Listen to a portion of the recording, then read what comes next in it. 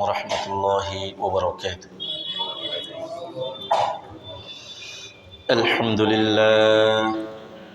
الحمد لله رب العالمين، والصلاة والسلام على أشرف الأنبياء والمرسلين وعلى آله وصحبه أجمعين، أما بعد، فأعوذ بالله من الشيطان الرجيم. بسم الله الرحمن الرحيم. إن الله وملائكته يصلون على النبي يا أيها الذين آمنوا صلوا عليه وسلموا تسليما. صلى الله على سيدنا محمد وآله وأصحابه وسلم. صلى الله على سيدنا محمد وآله وأصحابه وسلم. صلى الله على سيدنا محمد وآله وأصحابه وسلم. رب اشرح لي صدري ويسر لي أمري واحلل عقدة من لساني يفقه قولي.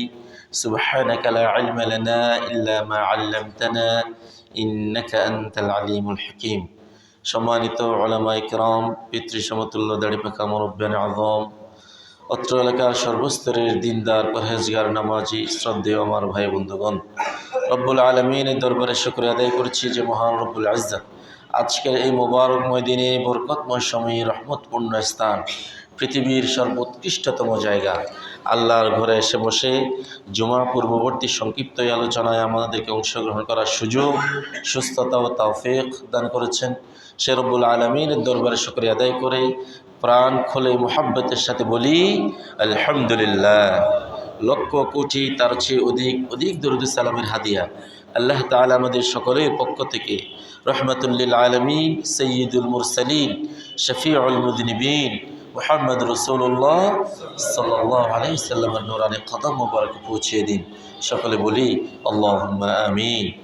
হাজির, আজকে আমরা আমাদের সংক্ষিপ্ত পরিসরে সুনির্দিষ্ট সময়ের ভিতরে ইনশাআল্লাহ খুতবাহ আনিল হিদায়াহ, হিদায়াতের উপরে সংক্ষিপ্ত একটি আলোচনা রাখার চেষ্টা করব ইনশাআল্লাহ। আল্লাহ তাআলা আমাদের এই আলোচনাকে ইখলাসের সাথে করার, বোঝার, আমাদের প্রাত্যহিক জীবনে আমল করার তৌফিক দান করুন। সকলে বলি আল্লাহুম্মা আমিন। প্রিয় হাজিরিন, হিদায়াত এটি সম্পূর্ণ আল্লাহর উপরে, আল্লাহর কর্তৃত্বের উপরে, এবং এটি হচ্ছে নেয়ামাতুন আযীমা। মানুষের জীবনে সবচেয়ে বড় একটি নেয়ামত হচ্ছে কি? হেদায়েতের নেয়ামত। হেদায়েতের এই দৌলত মানুষের সমস্ত ধন দৌলত নেয়ামতের ভিতরে উত্তম নেয়ামত, উত্তম দৌলত হচ্ছে হেদায়েত। রাসূলুল্লাহ সাল্লাল্লাহু আলাইহি ওয়াসাল্লামের একটা হাদিস শরীফের ভিতরে আছে, তিনি বলেছেন এক সময়, মান ক্বালা লা ইলাহা ইল্লাল্লাহ দাখালাল জান্নাহ। যে ব্যক্তি বলবে, শুধুমাত্র বলবে লা ইলাহা ইল্লাল্লাহ দাখালাল জান্নাহ, সে একদিন না একদিন অবশ্যই আল্লাহ রাব্বুল আলামিন তাকে জান্নাতে প্রবেশ করাবে। লা ইলাহা ইল্লাল্লাহ এটি বলা মানে সমস্ত অন্যান্য ইলাহ, উলুহিয়ত, রুবুবিয়ত হিসাবে তৎকালীন যুগে মানুষ যেগুলাকে পূজা করত, অর্চনা করত, উপাসনা করত, সমস্ত কিছুকে এক পাশে ফেলে, সমস্ত কিছুকে অস্বীকার করে, সমস্ত কিছুকে বাদ দিয়ে একমাত্র নেতৃত্ব, কর্তৃত্ব, মালিক, সমস্ত কিছুর একচ্ছত্র অধিপতি হিসাবে মেনে নেওয়া আল্লাহকে, এটি হচ্ছে লা ইলাহা ইল্লাল্লাহ। এটি হচ্ছে বড় নিয়ামত। তো এই নিয়ামত আমরা মুসলিম ঘরের ফ্যামিলির সন্তান হিসেবে, আমাদের পূর্বপুরুষ মুসলমান ছিলেন, দাদা মুসলমান ছিলেন, আমার আব্বা মুসলমান ছিলেন, এই সূত্রে আমরাও জন্মগতভাবে মুসলমান হওয়ার কারণে অনেক সময় আমরা যে মুসলমান, আমরা যে হেদায়েতের উপরে আছি, আমরা যে ইমানদার, আমরা যে ইমানের উপরে আছি, এটি অনেক সময় আমরা কম বুঝতে পারি, আমরা এটিকে খেয়াল রাখতে পারি না। যার কারণে আজকে আমাদের সমাজে অসংখ্য মুসলিম ফ্যামিলির ছেলে মেয়ে, তাদের ভিতরে নামাজ নাই, তাদের ভিতরে দ্বীন নাই, তাদের ভিতরে আখলাক নাই, তাদের ভিতরে চরিত্র নাই, তাদের ভিতরে পর্দা নাই, তাদের ভিতরে দ্বীনের উপরে চলা, দ্বীনের উপরে জীবনকে চালানো, এই ব্যাপারে কোনো চিন্তা ভাবনা ফিকির তাদের ভিতরে নাই। যেহেতু মুসলিমগত থেকে ঐতিহ্যগতভাবে আমরা ঈমানকে পেয়েছি। এই জন্য আবু হুরায়রা রাদিয়াল্লাহু তাআলা আনহু, যে ঘটনা আছে ছোট এরকম, তিনি রাসূলুল্লাহ সাল্লাল্লাহু আলাইহি ওয়াসাল্লামকে খুঁজতে বের হলেন। খুঁজতে খুঁজতে তিনি এক জায়গায় নীরবে নিবৃত্তে রাসূলুল্লাহ সাল্লাল্লাহু আলাইহি ওয়াসাল্লামকে একাকী পেয়ে গেলেন। সেখানে তিনি আবু হুরায়রা রাদিয়াল্লাহু তাআলা আনহু রাসূলুল্লাহ সাল্লাল্লাহু আলাইহি ওয়াসাল্লামের কাছে গিয়ে তিনি যখন তার কাছে কিছু জানতে চাইলেন, রাসূলুল্লাহ সাল্লাল্লাহু আলাইহি ওয়াসাল্লাম তাকে উপদেশ দিলেন, নসিহা করলেন, ওয়াজ করলেন, আবু হুরায়রা তুমি বলো, যে ব্যক্তি, শুনে রাখো, যে ব্যক্তি বলবে লা ইলাহা ইল্লাল্লাহ দাখালাল জান্নাহ। তখন আবু হুরায়রা রাদিয়াল্লাহু তাআলা আনহু এই কথা শুনে তিনি আবার এই কথা প্রচার করতে লাগলেন। প্রতিমধ্যে হযরত ওমর ফারুক রাদিয়াল্লাহু তাআলা আনহু তাকে পেয়ে গেলেন। তিনি যখন ওমর রাদিয়াল্লাহু তাআলা আনহুকে এই কথা বললেন, ওমর রাদিয়াল্লাহু তাআলা আনহু তাকে কি প্রহার করলেন। আবু হুরায়রা তুমি কি বলা শুরু করলে? তখন আবু হুরায়রা রাদিয়াল্লাহু তাআলা আনহু আবার রাসূলুল্লাহ সাল্লাল্লাহু আলাইহি ওয়াসাল্লামের কাছে চলে গেলেন, বললেন, নালিশ করলেন, ইয়া রাসূলুল্লাহ সাল্লাল্লাহু আলাইহি ওয়াসাল্লাম, আমি আপনার কাছ থেকে শোনা কথাটি বলেছিলাম, ওমর রাদিয়াল্লাহু তাআলা আনহু আমার উপর এভাবে রাগ করেছেন। আল্লাহ রাসূল সাল্লাল্লাহু আলাইহি ওয়াসাল্লাম তাকে ডাকলেন, ওমর তুমি কেন এরকম করেছো? ওমর রাদিয়াল্লাহু তাআলা আনহু জবাব দিলেন, ইয়া রাসূলুল্লাহ সাল্লাল্লাহু আলাইহি ওয়াসাল্লাম, আপনার কথা সত্য, তবে আমার ভয় হচ্ছে মানুষ শুধুমাত্র লা ইলাহা ইল্লাল্লাহর উপর নির্ভরশীল হয়ে যাবে, সে আমল আখলাক জিন্দেগির ভিতরে আমালে সালেহাত সব কিছু বরবাদ করে দিয়ে, সব কিছু বাদ দিয়ে সে যেন শুধুমাত্র লা ইলাহা ইল্লাল্লাহর উপর নির্ভরশীল না হয়। আমি এই জন্য আবু হুরায়রা যাতে এই কথা প্রচার করে মানুষকে যাতে বলে না দেয়, আমি এই জন্য করেছি। এর মানে হলো লা ইলাহা ইল্লাল্লাহর এই দৌলত অনেক বড় বড় দৌলত, অনেক বড় সম্পদ। রাসূলুল্লাহ সাল্লাল্লাহু আলাইহি ওয়াসাল্লামের কলিজার টুকরো চাচা আবু তালেব চলে যাবেন, কিছুক্ষণ পরে তিনি চলে যাবেন সাকরাতের বিছানায়। এক পাশে মক্কার সমস্ত বড় বড় সরদারেরা এসে বলছে, আবু তালেবকে বলছে, আবু তালেব, জীবন সায়ান্নে এসে তুমি কি আমাদের এই মূর্তিগুলাকে অপমান করে যাবে? তোমার ভাতিজার এই মুহাম্মদের এই ধর্মকে তুমি মেনে নেই। এদিকে রাসূলুল্লাহ সাল্লাল্লাহু আলাইহি ওয়াসাল্লাম পাশে এসে বলছেন, হে আমার চাচা, এই জীবদ্দশায় আপনি আমাকে যতটুকু সাপোর্ট করেছেন, সহযোগিতা করেছেন, আদর মহব্বত স্নেহ ভালোবাসা, এই পৃথিবীতে কেউ আমাকে এভাবে দেয়নি। আমার শেষ আশ্রয়স্থল ছিলেন আপনি। আপনি শুধু আজকে একদম জীবন সায়ান্নে এসে শুধু একবার বলেন লা ইলাহা ইল্লাল্লাহ, আপনার জান্নাতের জন্য আমি জামিনদার হয়ে যাব। চেষ্টা করলেন, অবশেষে তিনি লা ইলাহা ইল্লাল্লাহ পড়তে পারেন। আল্লাহ তাআলা বললেন, ওয়ালাকিন্নাল্লাহ, কি বললেন? লা ইয়াহদি মান আহবাবতা ওয়ালাকিন্নাল্লাহ ইয়াহদি মান ইয়াশা। রাসূল সাল্লাল্লাহু আলাইহি ওয়াসাল্লাম, আপনার মন চাচ্ছে, আপনার হৃদয় চাচ্ছে আপনার চাচা হেদায়েত প্রাপ্ত হোক, কিন্তু আল্লাহ তো চান না। আপনার পছন্দ মতো হেদায়েত মানুষ হয়তো পাবে না। তাহলে এই যে আমরা যে লা ইলাহা ইল্লাল্লাহ পড়েছি, এটা আমরা বড় নিয়ামতের ভিতরে আছে নাকি নাই? নিয়ামতের ভিতরে, তাহলে আমরা বলি আলহামদুলিল্লাহ। তাহলে এই নিয়ামতের উপরে আছে, আমরা যেহেতু জন্মগতভাবে নিয়ামত আমরা পেয়েছি, এই নিয়ামতের উপরে ইস্তেকামত কিভাবে থাকা যায়, এই ব্যাপারে আমরা আমাদের আলোচনাকে সংক্ষিপ্ত আকারে করবো ইনশাআল্লাহ। প্রিয় হাজিরিন, এই নিয়ামতের উপরে হেদায়েতের উপরে থাকার কয়েকটি ছোট ছোট পয়েন্ট আছে।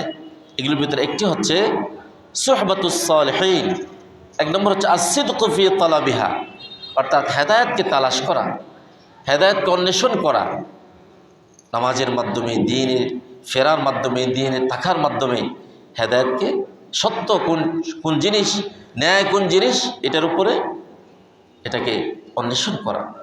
এরপরে সুহবাতুস সালিহিন, নেককার পরহেজগার দিনদার বান্দাদের সুহবতের সাথে থাকা, তাদের সংস্পর্শে থাকা।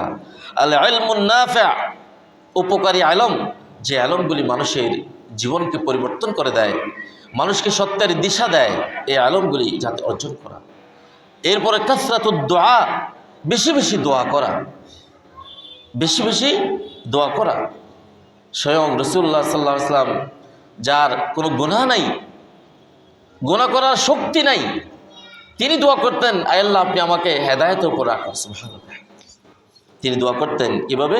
এই দোয়াটি আমরা একবার মুখে মুখে পড়ি। তিনি বলতেন, ইয়া মুকাল্লিবাল কুলুব, পড়ুন সবাই একবার, ইয়া মুকাল্লিবাল কুলুব সাব্বিত কলবি আলা দীনিক। রাসূলুল্লাহ সাল্লাল্লাহু আলাইহি ওয়াসাল্লাম রব্বুল আলামিনের কাছে দ্বীনের উপরে, হেদায়েতের উপরে তিনি যেন অটল এবং অবিচল থাকতে পারেন দোয়া করতেন। আয় আল্লাহ তাআলা, হে হৃদয়ের পরিবর্তনকারী আল্লাহ, আপনি আমার হৃদয়কে দ্বীনের উপরে অটল এবং অবিচল রেখে দেন। এই জীবন চলার পথে বিভিন্ন ধরনের লোভ লালসা, দুনিয়ার মোহ, দুনিয়ার মরিচিকা আমাকে গ্রাস করতে পারে, শয়তানের ধোঁকা আমাকে গ্রাস করতে পারে। এই দুনিয়ার মায়া মমতা লোভ লালসা বিভিন্ন কিছু এসে, মোহ এসে আমাকে হেদায়েত থেকে বঞ্চিত করে দিতে পারে, আল্লাহর পথ থেকে আমাকে বিচলিত করে দিতে পারে।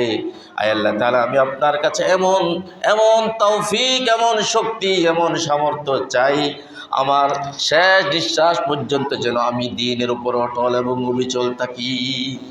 আল্লাহুম্মা আমিন। এজন্য আমরা সূরা ফাতিহায় প্রতিদিন কি পড়ি? ইয়্যাকা না'বুদু ওয়া ইয়্যাকা নাস্তাঈন ইহদিনাস সিরাতাল মুস্তাকিম সিরাতাল্লাযীনা আন'আমতা আলাইহিম গায়রিল মাগযুবি আলাইহিম ওয়ালাদ-দাল্লিন। প্রতিদিন প্রতি ওয়াক্ত নামাজে প্রতিটা রাকাতে আমরা আল্লাহ রাব্বুল আলামিনের কাছে সাহায্য চাই। আল্লাহ তাআলা, আমরা আপনার ইবাদত করি, আপনারই সিজদা করি, সমস্ত কিছুর মালিক, সমস্ত কিছুর অধিপতি হিসেবে আপনাকে আমরা স্বীকৃতি দেই, আপনার ইবাদত আমরা করি, আপনার কাছে আমরা সাহায্য চাই। আয় আল্লাহ তাআলা, আপনি এবার আল্লাহ তাআলা শিখিয়ে দিলেন এই সাহায্য প্রার্থনার পাশাপাশি তোমরা এবার আল্লাহ রাব্বুল আলামিনের কাছে হেদায়েত তালাশ করো। তোমরা বলো, ইহদিনাস সিরাতাল মুস্তাকিম, সিরাতাল মুস্তাকিম। আল্লাহ আপনি আমাদের প্রত্যেককে দান করুন সঠিক পথে যেন আমরা থাকতে পারি। প্রিয় হাজিরিন, আল্লাহ রাব্বুল আলামিনের ইজ্জত আমাদের সকলকে হেদায়েতের উপর থাকার, অটল এবং অবিচল থাকার তৌফিক দান করে। সকল বলি আল্লাহুম্মা আমিন। এজন্য হেদায়েতের শুকর আদায় করা, আল্লাহ রাব্বুল আলামিন সূরাতুল আরাফের 43তম আয়াতে বলছেন, মানুষ শুকরিয়া আদায় করা উচিত। মানুষের কিভাবে? যেহেতু মানুষকে আল্লাহ তাআলা হেদায়েত দিয়েছেন, আল্লাহ তাআলা যদি হেদায়েত না দিতেন তাহলে আমরা এখানে নামাজে আসতে পারতাম না। এই মুহূর্তে কক্সবাজারের জমিনে অসংখ্য দোকানে, পাটে, মার্কেটে, হোটেলে, বাজারে, রাস্তাঘাটে অসংখ্য মানুষ ব্যস্ত আছে নাকি নাই? আমি আপনি কিন্তু মসজিদের ছায়াতলে, মসজিদের আঙিনায়, মসজিদের দেওয়ালের নিচে আমরা স্থান নিয়েছি। রহমত কার? আমরা চাইলেও পারতাম না, আমাদের উপর রহমত করেছেন কে? এবং আমরা শেষ দিন পর্যন্ত দোয়া করব, আমাদের শেষ নিঃশ্বাস পর্যন্ত যেন নামাজের সাথে, দ্বীনের সাথে, আখলাকের সাথে, চরিত্রের সাথে, ন্যায়ের সাথে, ইনসাফের সাথে, সততার সাথে আল্লাহ তাআলা যেন আমাদের সকলকে, আমাদের মা বাবা, ভাই বোন, স্ত্রী, পুত্র, পরিজন সকলকে যেন আল্লাহ তাআলা হেদায়েতের উপর অটল এবং অবিচল রাখেন। এর জন্য শুকর আদায় করব কার? এই জন্য আল্লাহ তাআলা শুকরিয়া শিখিয়ে দিচ্ছেন এভাবে। আল্লাহ তাআলা বলছেন, আল্লাহর হেদায়েতপ্রাপ্ত বান্দারা আল্লাহর কাছে শুকরিয়া আদায় করে বলে কি বলে? আল্লাহ তাআলা সূরাতুল আরাফে বলছেন, ওয়াকালুল হামদুলিল্লাহিল্লাযী হাদানা লিহাযা ওয়ামা কুন্না লিনাহতাদি লাউলা আন হাদানাল্লাহ। আল্লাহ রাব্বুল আলামিনের প্রিয় বান্দারা আল্লাহর কাছে শুকরিয়া আদায় করে বলে, সমস্ত প্রশংসা ওই মহান সত্তার, যিনি আমাদেরকে এই হেদায়েতের রাস্তা দেখিয়েছেন, হেদায়েত দেখিয়েছেন। তিনি যদি হেদায়েত না দিতেন কখনো আমরা সঠিক পথের দিশা পেতাম না। এভাবে মানুষ যেন আল্লাহর শুকরিয়া আদায় করে, মানুষ যেন আল্লাহর কাছে চায়। এই জন্য রাসূলুল্লাহ সাল্লাল্লাহু আলাইহি ওয়াসাল্লামের আরেকখানা হেদায়েত চাওয়া, হেদায়েত চেয়ে দোয়া আছে, আমরা এই দোয়াটিও আরেকবার মুখে মুখে পড়ি, প্রায় সময় আমরা মসজিদে পড়ি। আল্লাহ রাসূল সাল্লাল্লাহু আলাইহি ওয়াসাল্লাম শিখিয়েছেন এভাবে, বলুন সবাই, আল্লাহুম্মা বলুন, আল্লাহুম্মা ইন্নী আসআলুকাল হুদা ওয়াত তুকা ওয়াল আফাফা ওয়াল গিনা। আল্লাহ রব্বুল আলামিনের কাছে রাসূলুল্লাহ সাল্লাল্লাহু আলাইহি ওয়াসাল্লাম চাচ্ছেন, প্রার্থনা করছেন, আল্লাহ তাআলা আমি আপনার কাছ থেকে হেদায়েত চাই, আমি আপনার কাছ থেকে তাকওয়া চাই, আমি আপনার কাছ থেকে সচ্ছলতা চাই, আমি আপনার কাছ থেকে সুস্থতা চাই। দোয়া করছেন কার কাছে? আল্লাহর কাছে। রাসূলুল্লাহ সাল্লাল্লাহু আলাইহি ওয়াসাল্লাম যিনি হেদায়েত চাচ্ছেন, অথচ তার কি কোনো গুনাহ আছে? কোনো নবীদের গুনাহ নাই, মাসুম সমস্ত নবী। আর যিনি সমস্ত নবীদের সরদার, তিনি বলছেন আল্লাহ তাআলা আমরা হেদায়েত চাই। এই মানে উম্মত তোমরা মৃত্যুর আগ পর্যন্ত হেদায়েত চাইবে কার কাছে? একটু ভালো ইলম অর্জন করে তুমি দুনিয়ায় কিছু হয়ে গিয়েই তোমার ভিতরে যেন ফখর, তাকাব্বুর, অহংকার না আসে। তুমি সবসময় ছুটে থেকে অহংকার সমস্ত কিছুকে জলাঞ্জলি দিয়ে চাইবে কার কাছে? রাসূলুল্লাহ সাল্লাল্লাহু আলাইহি ওয়াসাল্লামের এই দোয়াগুলি আমাদেরকে শিখিয়ে দেয়। এই রাসূলুল্লাহ সাল্লাল্লাহু আলাইহি ওয়াসাল্লাম নিজেই পর্যন্ত যেহেতু দোয়া করতেন, যার কোনো গুনাহ নাই, এর মানে হলো উম্মত তোমরা যেন দোয়া থেকে বঞ্চিত না হও। আমরা বেশি বেশি দোয়া করার চেষ্টা করব ইনশাআল্লাহ তাআলা। আল্লাহ তাআলা আমাদের তৌফিক দান করে সকলে বলি আল্লাহুম্মা আমিন। তো হাজিরিন, রাসূলুল্লাহ সাল্লাল্লাহু আলাইহি ওয়াসাল্লাম একটা হাদিস শরীফ দিয়ে আমরা আমাদের আলোচনা শেষ করব ইনশাআল্লাহ।